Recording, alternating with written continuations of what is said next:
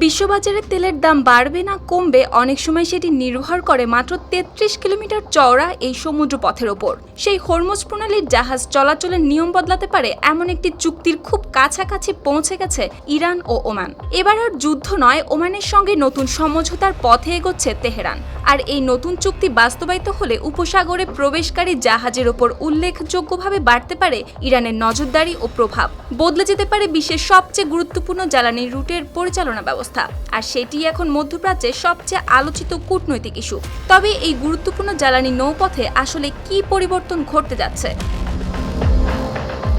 Reuters, Jio news ও ইরানের রাষ্ট্রীয় বার্তা সংস্থা ইরনার তথ্য অনুযায়ী হরমুজ প্রণালী দিয়ে জাহাজ চলাচলের জন্য একটি নতুন রুট নির্ধারণে উল্লেখযোগ্য অগ্রগতি হয়েছে। ইরানের পররাষ্ট্র মন্ত্রণালয়ের মুখপাত্র ইসমাইল বাঘি জানিয়েছেন, দুই দেশের মধ্যে সম্ভাব্য নৌপথের ভৌগোলিক অবস্থান প্রায় চূড়ান্ত। তৃতীয় কোনো পক্ষ বাধা না দিলে খুব শিগগিরই একটি যৌথ বিবৃতিও প্রকাশ করা হতে পারে। প্রস্তাবিত এই ব্যবস্থায় পারস্য উপসাগরে প্রবেশকারী জাহাজ ইরানের জলসীমার পাশের রুট ব্যবহার করবে। ফলে সেই রুটে চলাচলকারী জাহাজের ওপর ইরানের নজরদারি ও প্রশাসনিক ভূমিকা বাড়তে পারে। অন্যদিকে উপসাগর থেকে বের হওয়া জাহাজ ওমানের পাশের রুট দিয়ে চলাচল করবে। অর্থাৎ পুরো হরমুজ প্রণালীর নিয়ন্ত্রণের পাশাপাশি জাহাজ চলাচলকে নতুনভাবে পরিচালনার জন্য ইরান ও ওমানের মধ্যে চলছে একটি যৌথ কাঠামো তৈরির চেষ্টা। তবে এখনও কয়েকটি গুরুত্বপূর্ণ বিষয়ে চূড়ান্ত সমঝোতা হয়নি। বিশেষ করে জাহাজ তল্লাশির নিয়ম, সম্ভাব্য ফি ও নিরাপত্তা ব্যবস্থাপনা নিয়ে চলছে আলোচনা। একই সঙ্গে ইরান জানিয়েছে, যুক্তরাষ্ট্র ইরানের বন্দরগুলোর উপর আরোপিত নৌ অবরোধ তুলে না নিলে হরমুজে পূর্ণ স্বাভাবিকতা ফিরবে না।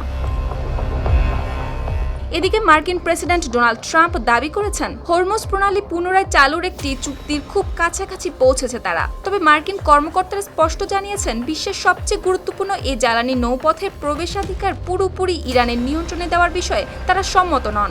এর মধ্যে বুধবার ব্রিটেনের সামুদ্রিক নিরাপত্তা সংস্থা ইউকেএমটিও জানায়, ওমানের কুমজার উপকূলের কাছে একটি তেলবাহী জাহাজের ক্যাপ্টেন দুটি বিস্ফোরণের শব্দ শুনেছেন। যদিও জাহাজ ও নাবিকদের কোনো ক্ষয়ক্ষতি হয়নি, তবুও নতুন করে উদ্বেগ তৈরি হয়েছে নিরাপত্তা পরিস্থিতি নিয়ে। বিশ্লেষকদের মতে, এই সমঝোতা কার্যকর হলে যুদ্ধের পর এটি ইরানের সবচেয়ে বড় কূটনৈতিক সাফল্যগুলোর একটি হতে পারে।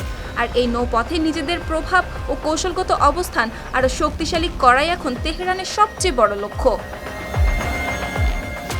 সুপ্তি রায়, RTV।